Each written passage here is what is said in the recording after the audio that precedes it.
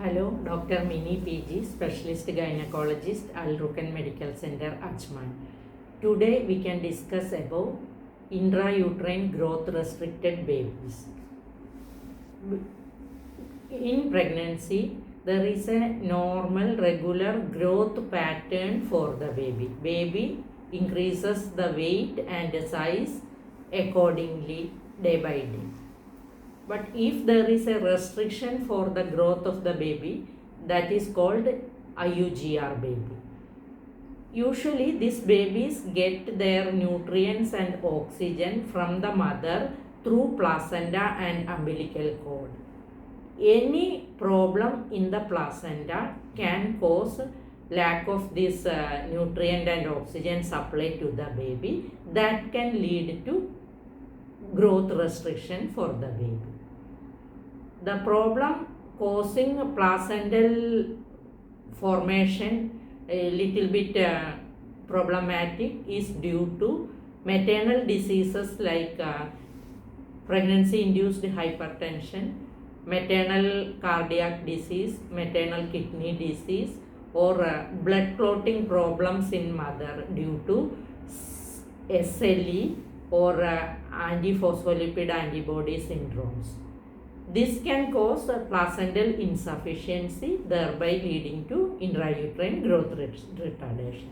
Another problem for the growth restriction for the baby is maternal infections like rubella, toxoplasma, cytomegalovirus. All these can cause infection to the baby and baby's growth can get restricted. Baby's genetic problems or chromosomal problems can cause growth restriction for the baby. Whether the baby is growing properly or not can be detected by the serial ultrasound scanning. In ultrasound scanning, we will measure the baby's head circumference, abdominal circumference and femur length, everything, and we calculate the baby weight also, and baby water also, the amniotic fluid measurement also will do. Any restriction or any decrease or delay in growth of the baby is detected by ultrasound. We will check the umbilical artery blood flow and baby's middle cerebral artery blood flow also.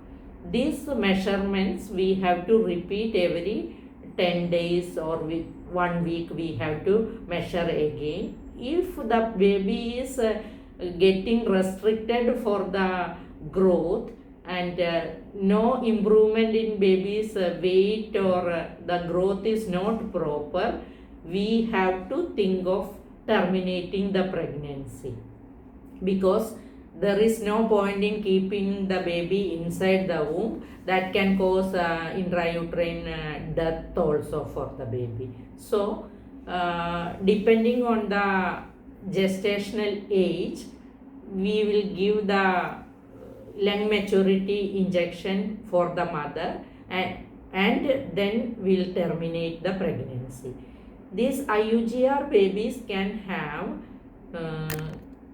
increased chance of infection, low blood sugar, and sometimes temperature control mechanisms may be little bit altered. So some babies need intensive care also.